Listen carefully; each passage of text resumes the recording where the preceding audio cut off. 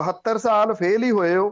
ਥੋੜਾ ਤਾਂ ਹੋਰ ਦੇਖ ਲਓ, ਸਰਕਾਰ ਚੁਣੀ ਹੈ, ਨਾ ਕਿ ਰਾਜ ਸਭਾ ਦੇ ਮੈਂਬਰ ਜਿਹੜੇ ਉਹ ਚੁਣੇ ਨੇ। ਜਸਟੀਫਾਈ ਨਿਗਾ ਇਹ ਕਿ। ਔਰ ਦੂਜੀ ਗੱਲ ਆ, ਤੁਸੀਂ ਇਹ ਸੋਚਦੇ ਹੋ ਕਿ ਤੁਸੀਂ ਅੱਖ ਪੱਟੀ ਤੇ ਸਵੇਰ ਨੂੰ ਉਹ ਸਾਰੇ ਦਾ ਸਾਰਾ ਜਿਹੜਾ ਢਾਂਚਾ ਸੀਗਾ ਉਹ ਬਦਲਿਆ ਹੋਇਆ ਤੁਹਾਨੂੰ ਨਜ਼ਰ ਆਉਣ ਲੱਗ ਗਿਆ। ਪੰਜਾਬ ਦੇ ਲੋਕਾਂ ਦੇ ਵਿੱਚ ਇੱਕ ਹੌਸਲਾ ਆਇਆ।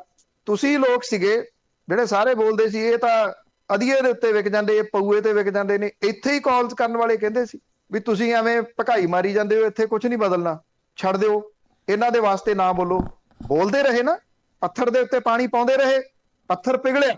ਔਰ ਪੱਥਰ ਪਿਘਲਿਆ, ਐਡਾ ਵੱਡਾ ਪਿਘਲਿਆ ਕਿ ਉਹਨੇ ਵੱਡੇ ਵੱਡੇ ਪੱਟ ਕੇ ਸੁੱਟ ਦਿੱਤੇ। ਇਹਨਾਂ ਨੂੰ ਕੋਈ 99 ਸਾਲਾ ਲੀਜ਼ ਨਹੀਂ ਲਿਖ ਕੇ ਦੇ ਦਿੱਤੀ ਕਿਸੇ ਨੇ। ਲੋਕ ਸੁਚੇਤ ਨੇ, ਤੁਸੀਂ ਫਿਕਰ ਨਾ ਕਰੋ ਇਸ ਚੀਜ਼ ਦਾ। ਬਹੁਤ ਸਾਰੇ ਸੀ ਉਹ ਜਿਹੜੇ ਕਹਿੰਦੇ ਸੀ ਇਹ ਝੰਡਾ ਅਮਲੀ ਆ, ਇਹ ਸ਼ਰਾਬੀ ਹੈ, ਇਹ ਸਵੇਰੇ 11 ਵਜੇ ਟੈਟ ਹੋ ਜਾਂਦਾ, ਇਹ ਤੋਂ ਤੁਰਿਆ ਨਹੀਂ ਜਾਂਦਾ, ਇਹ ਤੋਂ ਬੋਲਿਆ ਨਹੀਂ ਜਾਂਦਾ। ਅੱਜ ਸਾਰੇ ਹੀ ਉਹ ਤੇ ਸਾਰੇ ਦੇ ਸਾਰੇ ਜਿਹੜਾ ਜੀ ਉਹ ਬਦਲ ਗਏ। ਅਸਲ ਦੇ ਵਿੱਚ ਜਿਹੜੀ ਕੁਝ ਤਕਲੀਫ ਆ ਨਾ, ਉਹ ਇਸ ਪੱਖੋਂ ਵੀ ਹੋ ਰਹੀ ਆ। ਮੈਂ ਜਿਵੇਂ ਪਹਿਲਾਂ ਵੀ ਕਿਹਾ ਕਿ ਇਹਨਾਂ ਦੇ ਲਾਸਟ ਨੇਮ ਇਹ ਕਿਉਂ ਨੇ। ਇੰਨੇ ਜਿਹੜੇ ਨਾ ਉਹ ਆਪਣੇ ਆਪ ਦੇ ਜਿਹੜੇ ਦਿਮਾਗ ਨੇ ਉਹਨਾਂ ਨੂੰ ਇੰਨਾ ਜ਼ਿਆਦਾ ਨਾ ਕਰੋ ਕਿ ਇਹਨਾਂ ਤੋਂ ਬਿਨਾਂ ਕੋਈ ਹੋਰ ਹੋ ਨਹੀਂ ਸਕਦਾ। ਉਹ ਇੱਕ ਪਾਰਟ ਨੇ ਬਹੁਤ ਵੱਡਾ, ਉਹ ਵੀ ਜਿਹੜਾ ਇਸ ਪੰਜਾਬ ਦੀ ਪਾਪੂਲੇਸ਼ਨ ਦਾ ਵੱਡਾ ਪਾਰਟ ਨੇ। ਰਾਜ ਸਭਾ ਦੇ ਵਿੱਚ ਗਏ ਨੇ, ਲੋਕ ਸਭਾ ਦੀਆਂ 13 ਸੀਟਾਂ ਆਉਣੀਆਂ ਨੇ। ਆਓ ਤੁਹਾਡੇ ਵਿੱਚੋਂ ਕੋਈ ਆਉਂਦਾ ਤਾਂ ਆ ਕੇ ਨਾਲੇ ਲੜੇ ਇੱਥੇ। ਔਰ ਜੇ ਡਿਜ਼ਰਵ ਕਰਦੇ ਹੋ ਤਾਂ ਬਿਲਕੁਲ ਜਿਹੜਾ ਜਿੱਤੋਗੇ ਵੀ। ਆ ਹੁਣ ਸੰਗਰੂਰ ਦੀ ਆ ਜਾਣੀ ਆ, ਉਹਦੇ ਵਿੱਚ ਦੇਖ ਲੈਣਾ। 24 ਦੇ ਵਿੱਚ ਫੇਰ ਆ ਗਈਆਂ ਜੀ ਜਿਹੜੀਆਂ ਲੋਕ ਸਭਾ ਦੀਆਂ ਚੋਣਾਂ।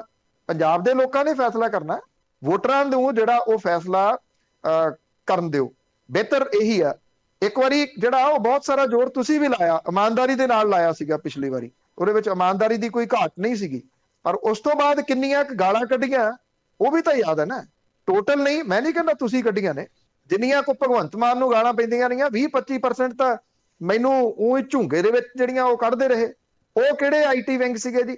ਤੁਹਾਨੂੰ ਆਈਟੀ ਵਿੰਗ ਦੀ ਵੀ ਸਮਝ ਨਹੀਂ ਪੈ ਰਹੀ ਕਿ ਆਈਟੀ ਵਿੰਗ ਕਿਹੜੇ ਨੇ। ਆਈਟੀ ਵਿੰਗ ਦੇ ਉੱਤੇ ਕੋਈ ਲਿਖਿਆ ਨਹੀਂ ਹੁੰਦਾ ਕਿ ਆਈਟੀ ਵਿੰਗ ਹੈ। ਉਹ ਤੁਹਾਡੇ ਵਰਗੇ ਦਿਸਦੇ ਨੇ, ਉਹੀ ਜ਼ਿਆਦਾ ਜਿਹੜਾ ਬੋਲ ਰਹੇ ਨੇ, ਉਹਨਾਂ ਨੂੰ ਹੀ ਜ਼ਿਆਦਾ ਤਕਲੀਫ ਹੋ ਰਹੀ। ਕਿਹੜਾ ਐਡਾ ਵੱਡਾ ਕੋਈ ਡਾਕਾ ਜਾਂ ਉਹ ਧੋਖੇ ਵਾਲੀ ਜਿਹੜੀ ਤੁਸੀਂ ਗੱਲ ਕਰ ਰਹੇ ਹੋ। ਜਦੋਂ ਏਡੇ ਏਡੇ ਵੱਡੇ ਡਾਕੇ ਪਏ ਨੇ, ਮੈਂ ਤਾਂ ਤੁਹਾਨੂੰ ਪੁੱਛਦਾ, ਤੁਸੀਂ ਏਦਾਂ ਕਰੋ, ਸਿਰਫ ਪਿਛਲੀਆਂ ਜਿਹੜੀਆਂ 3 ਰਾਜ ਸਭਾ ਦੀਆਂ ਚੋਣਾਂ ਹੋਈਆਂ ਨੇ ਉਹਦੇ ਵਿੱਚ ਕਿਹੜੇ ਕਿਹੜੇ ਚੁਣੇ ਗਏ ਨੇ ਤੇ ਕੀ ਕ੍ਰਾਈਟੇਰੀਆ ਦੇਖਿਆ ਗਿਆ ਸੀਗਾ, ਉਹ ਬੋਲ ਕੇ ਦੱਸ ਦਿਓ। ਉਹ ਸਾਰੇ ਹਾਰੇ ਹੋਏ ਸੀਗੇ, ਕਿੰਨਾਂ ਨੂੰ ਦਿੱਤੀਆਂ ਗਈਆਂ। ਜੇ ਮੈਂ ਪਹਿਲਾਂ ਵੀ ਕਿਹਾ ਕਿ ਜੇ ਕਾਂਗਰਸ ਆ ਜਾਂਦੀ ਉਹ ਕਿਹਨੂੰ ਭੇਜਦੀ, ਜੇ ਅਕਾਲੀ ਆ ਜਾਂਦੇ ਉਹ ਕਿਹਨੂੰ ਭੇਜਦੇ, ਤੇ ਜੇ ਬੀਜੇਪੀ ਆ ਜਾਂਦੀ ਪੰਜਾਬ ਦੇ ਵਿੱਚ ਫਿਰ ਉਹ ਕਿਹਨੂੰ ਭੇਜਦੇ। ਇਹ ਵੱਡੇ ਜਿਹੜੇ ਉਹ ਸਵਾਲ ਨੇ। ਪੰਜਾਬ ਵੰਡਿਆ ਨਹੀਂ ਗਿਆ। ਪੰਜਾਬ ਦੇ ਲੋਕਾਂ ਨੂੰ ਵਰਣ ਵੰਡ ਤੇ ਵਰਗ ਵੰਡ ਦੇ ਵਿੱਚ ਵੰਡਣ ਦੀ ਪੂਰੀ ਕੋਸ਼ਿਸ਼ ਕੀਤੀ ਗਈ। ਇੱਥੇ ਹਿੰਦੂ ਭਾਈਚਾਰਾ ਕਿੰਨੀ ਗਿਣਤੀ ਦੇ ਵਿੱਚ ਹੈ, ਇੱਥੇ ਜੱਟ ਭਾਈਚਾਰਾ ਕਿੰਨੀ ਗਿਣਤੀ ਦੇ ਵਿੱਚ ਹੈ, ਇੱਥੇ ਐਸਸੀ ਭਾਈਚਾਰਾ ਕਿੰਨੀ ਗਿਣਤੀ ਦੇ ਵਿੱਚ ਹੈ। ਇਹ ਥੋੜੀਆਂ ਗੱਲਾਂ ਜਿਹੜੀਆਂ ਉਹ ਹੋਈਆਂ ਨੇ, ਥੋੜੀਆਂ ਵੰਡੀਆਂ ਪਾਉਣ ਦੀ ਕੋਸ਼ਿਸ਼ ਕੀਤੀ ਗਈ ਹੈ। ਨਹੀਂ ਵੰਡੇ ਗਏ ਤਾਂ ਪੰਜਾਬੀ ਨਹੀਂ ਵੰਡੇ ਗਏ।